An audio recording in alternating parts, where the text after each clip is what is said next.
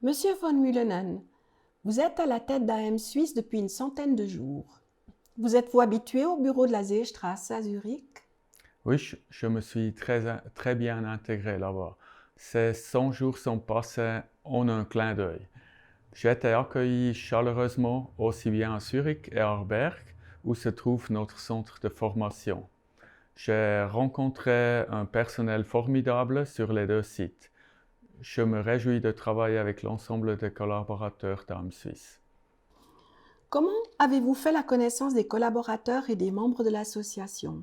De différentes manières. J'ai d'abord discuté en tête-à-tête avec mes collaborateurs proches pour découvrir et échanger avec eux sur les attentes et valeurs mutuelles.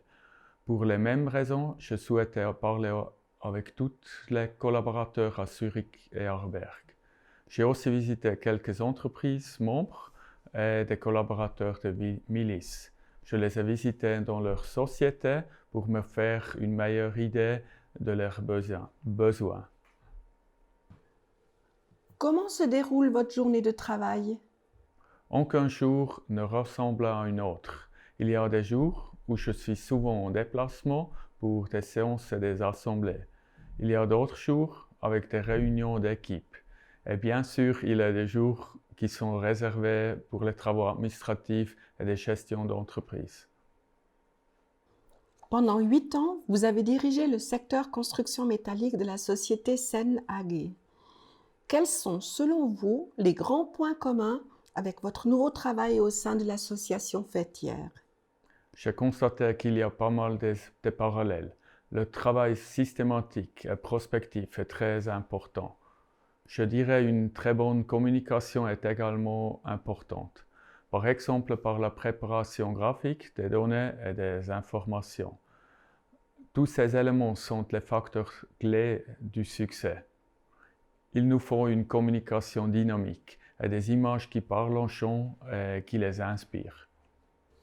Par le passé, vous avez notamment travaillé comme expert à la SUVA, comme maître professionnel, instructeur et expert aux examens.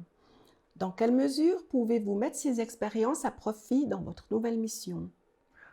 C'est comme pour toutes les expériences dans la vie. Chaque tâche nous apprend quelque chose de nouveau, soit pour mieux faire dans le futur et parfois pour apprendre aussi comment ne pas faire telle ou telle chose. J'ai pu faire beaucoup d'expériences par le passé et j'ai gagné en confiance. Ça m'aide aujourd'hui à rester calme et réfléchi dans certaines situations difficiles. Quelles sont les priorités de l'association dans le domaine de la construction métallique?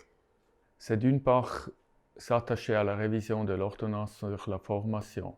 Ça implique de revoir les règlements correspondant pour la formation de base et la formation supérieure des métiers pour évoluer les profils professionnels.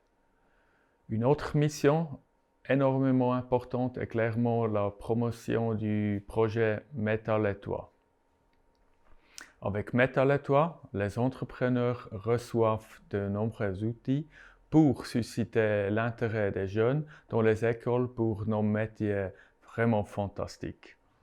Il est peut-être encore plus important de convaincre les parents de la valeur d'un apprentissage dans ces métiers, même comme excellente alternative au gymnase avec les développements vraiment intéressants. Et dans la technique agricole? Là-bas, c'est similaire. La priorité reste clairement la formation de base avec la révision des règlements. Motiver les jeunes pour nos métiers reste plus que jamais d'actualité. Mais depuis plusieurs années, de gros efforts ont dû être faits pour que nos jeunes ne migrent pas vers d'autres secteurs. L'incroyable polyvalence de nos mécaniciens n'est malheureusement pas restée cachée dans d'autres secteurs. Une autre chose importante est de soutenir les membres face à toutes les nouvelles directives, réglementations et lois dans le domaine technologique. Ça les submerge probablement parfois. Comment pouvez-vous vous adresser à la fois aux techniciens agricoles, aux constructeurs métalliques et aux maréchaux ferrants? L'élément commun le plus important est notre centre de formation à Arberg. C'est un élément unificateur essentiel. Allez le visiter. C'est impressionnant ce que nos collègues offrent aux apprentis.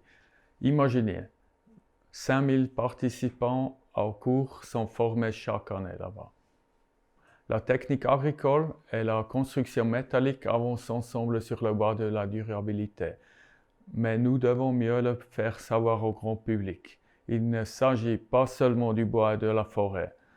Les techniques actuelles, comme le système de direction assisté par satellite et d'autres choses, permettent d'utiliser des engrais et des produits phytosanitaires de manière ciblée. Cette évolution a débuté bien avant les fameuses initiatives phyto.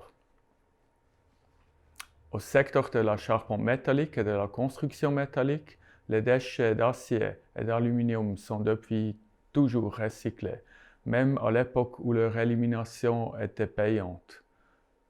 Saviez-vous que presque 100% de l'acier de construction actuellement utilisé en Suisse est de l'acier recyclé? Qu'est-ce qui vous attend au cours des 100 prochains jours? Beaucoup d'échanges, par exemple sur le partenariat social et les discussions annuelles avec les syndicats qui auront lieu les prochaines semaines. AM Suisse est un partenaire fiable qui défend activement les intérêts des membres. Ils sont au cœur du travail de l'association. Nous nous engageons à garantir le développement, la rentabilité et la compétitivité sur le marché. Monsieur von Mühlenen, nous vous remercions pour cet entretien. Merci à vous.